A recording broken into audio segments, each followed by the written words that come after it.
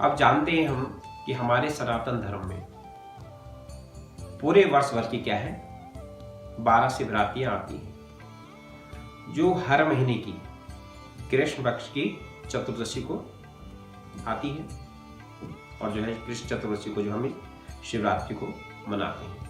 लेकिन इन 12 शिवरात्रियों में सर्वश्रेष्ठ एक शिवरात्रि है, जिसे हम कहते हैं महाशिवरात्रि। ये महाशिवरात्रि जो है फाल्गुन महीने की कृष्ण पक्ष की चतुर्दशी को आती है। ये महाशिवरात्रि को हम जो है किस प्रकार से मनाते हैं, इसका क्या महत्व है, क्योंकि शिवरात्रियां अन्य भी हैं, लेकिन जो फाल्गुन कृष्ण पक्ष की जो शिवरात्रि है इसको हम महाशिवरात्रि क्यों कहते हैं? क्योंकि हमारे शास्त्रों में आज के ही दिन ही माता पार्वती भगवान शंकर भगवान जी का जो है मिलन हुआ था, यानी उनका जो है शुभ लगन यानी विवाह हुआ था। साथ ही दूसरा जो है शिव पुराण कहता है कि आज के ही दिन ही भगवान शंकर भगवान जी ने जो है लिंग के रूप में जो उनका प्राकट्य हुआ था, यानी लिंग जो चिन्ह है उसके रूप में उनका रूप जो है प्राकट्य रूप हुआ था। तो आज के ही दिन जो है भगवान श्री ब्रह्मा जी और स्वयं विष्णु भगवान जी ने जो है लिंग के रूप में सबसे पहले जो है उनका पूजन किया था। इसीलिए जो है ये महाशिवरात्रि बहुत ही महत्व और बहुत ही श्रेष्ठ मानी जाती है। आज के दिन जो मित्रवर अपने परिवार के साथ भगवान भोलेनाथ जी का जो है रुद्राभिषेक करता है, वो जो है सभी मनोरथ को पूर्ण करने वाला, क्योंकि रुद्राभिषेक, रुद्र का मतलब क्या है स्वयं शंकर भगवान, और अभिषेक का मतलब क्या होता है स्नान करना, यानी भगवान का जो है जो रुद्राभिषेक करवाता है। क्योंकि अभिषेक यानी शिव और रुद्र क्या है एक दूसरे के क्या है पर्यायवाची जो है शब्द है, क्योंकि रुत्तम दुखम दारयति नाशयति रुद्रा, यानी सभी दुखों का नष्ट करने वाले, सुख की प्राप्ति देने वाले, साथ ही समकरोति कल्याणम, यानी सभी का कल्याण करने वाले हैं हमारे प्यारे भोलेनाथ शिव शंकर भगवान, जिनको मात्र एक क्या है जल के लोटे से जो है वो प्रसन्नचित हो जाते हैं। तो इसी प्रकार से कहते हैं सर्वदेव आत्मको रुद्रा सर्वदेवा शिवात्मका, यानी सभी रुद्र की आत्मा है, यानी जो है सभी देव की जो है रुद्र की आत्मा है। हमारे शास्त्रों में हमारे ग्रंथों में प्रिय मित्रों क्या है, क्योंकि कर्म परायण है जगमाही। इस संसार में क्या है जैसे हम कर्म करते हैं उसी के अनुसार हमें जो है फल मिलता है। आज हम इस मृत्यु लोक में यानी पृथ्वी लोक में हमने जो है जन्म लिया है, तो अपने कर्म के अनुसार उसका भोग कर रहे हैं, चाहे हम सुख भोग रहे हैं या दुख भोग रहे हैं, ये सब क्या है अपने कर्म के अनुसार है।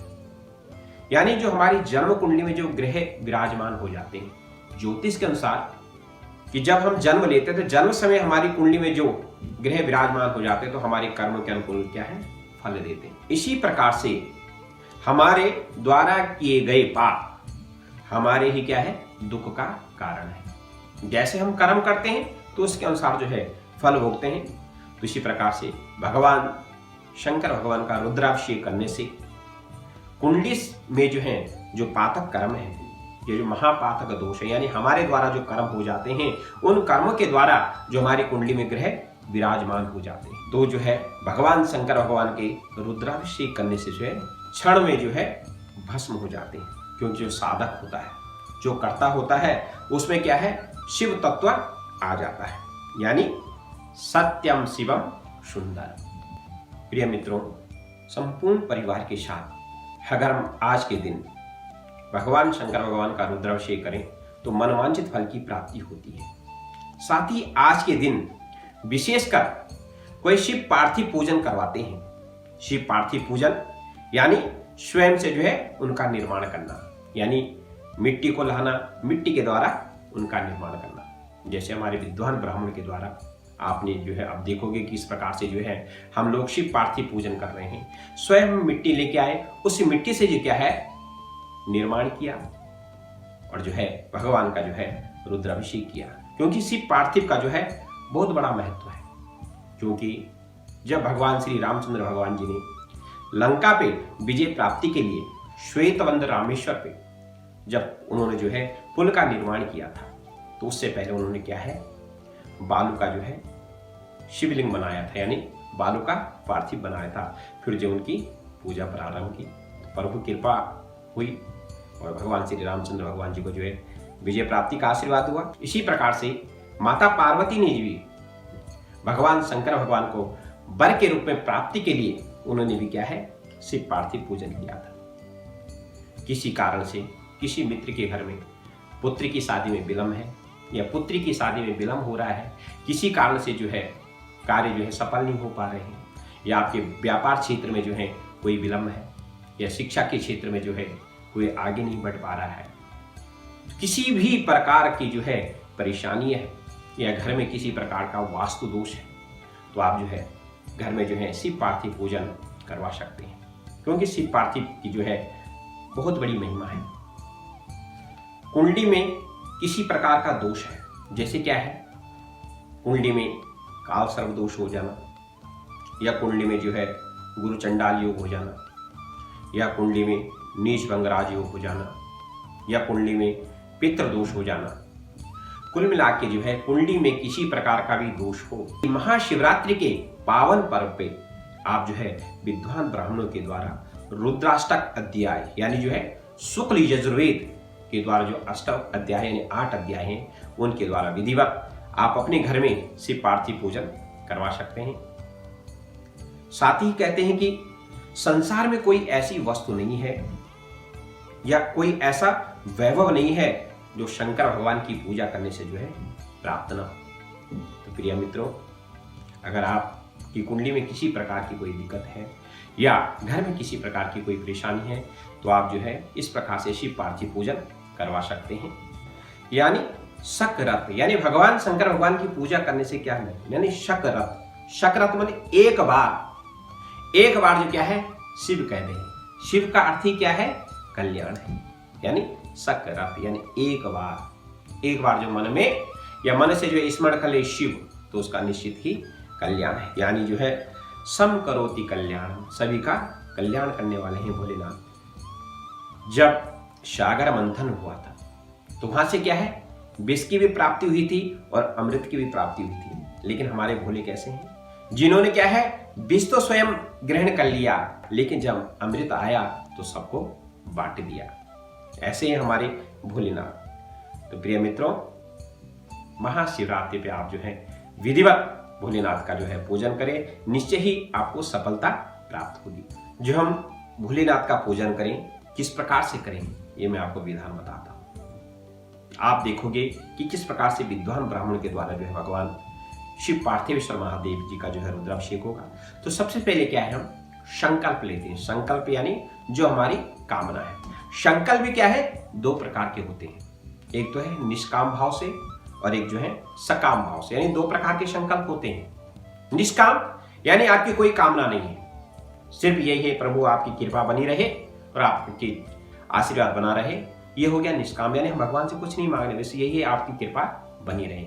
और एक होता है सकाम भाव। सकाम यानी हमारी कोई कामना है कि हमारी काम नहीं हो रहे हैं या हम इस कामना के साथ प्रभु कर रहे हैं, हमारी ये कामना परिपूर्ण हो जाए, होते थे सकाम, यानी आपकी कोई कामना। तो मन में जैसी भी आपकी कामना हो तो जो है भगवान का जो है सबसे पहले क्या है हम जलाभिषेक करते हैं, यानी जल से भगवान का अभिषेक करने सभी सुखों को जो है प्राप्ति के लिए भगवान शंकर भगवान को क्या है जल जो है अर्पण कर देते हैं। तो सबसे पहले हम क्या है भगवान शंकर भगवान को क्या है दुग्ध द्वारा यानी दूध से भगवान का अभिषेक करते हैं। जब हम दूध से अभिषेक करते हैं तो हमें पता चलना चाहिए दूध से अभिषेक करने से हमें क्या फल की प्राप्ति होती है। तो जब हम दूध से अभिषेक करते हैं भगवान का, सभी जो है सुखों की प्राप्ति होती है, सभी वैभव की प्राप्ति होती है। उसके बाद आता है दही।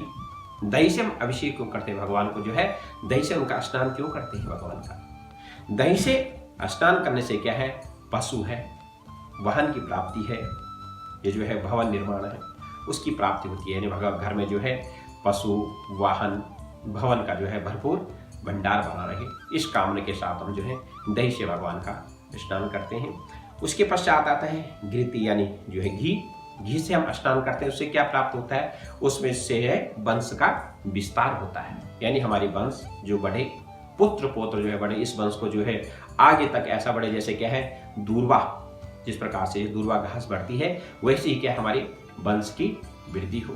तत्पश्चात आता है मधु यानी शहद। मधु से स्नान करने से क्या है धन की वृद्धि, पाप का क्षय हो जाता है। जाने या अनजाने में हमसे कोई पाप हो जाता है तो मधु यानी शहद से स्नान करने से उस क्षण में जो है नष्ट हो जाता है। उसके पश्चात करते हैं हम शक्कर, यानी जो है हम जो है इसे एक तरह से अपनी भाषा में खांड कह सकते हैं, यानी जो है शक्कर से भगवान का स्नान करवाने से क्या है सद्बुद्धि की कामना। इसी प्रकार से जो है कोई बालक पढ़ाई में कमजोर हो जाता है, कोई क्या है स्वयं मित्र जो है किसी चीज को याद करने की कोशिश करता है, याद नहीं कर पाता है, तो जो है अगर हम शक्कर से भगवान का स्नान करते हैं तो सद्बुद्धि की जो है कामना आ जाती है, सद्बुद्धि आ जाती है। ये तो मैंने आपको बताया कि किस प्रकार से पंचामृत से जो स्नान करने से क्या फल मिलता है, क्योंकि पंचामृतम मया नीतम पयोदधि घृतम मधु शर्करा समायुक्तम स्नानातम प्रतिगृहतम, यानी पंचामृत नहीं साक्षात पंच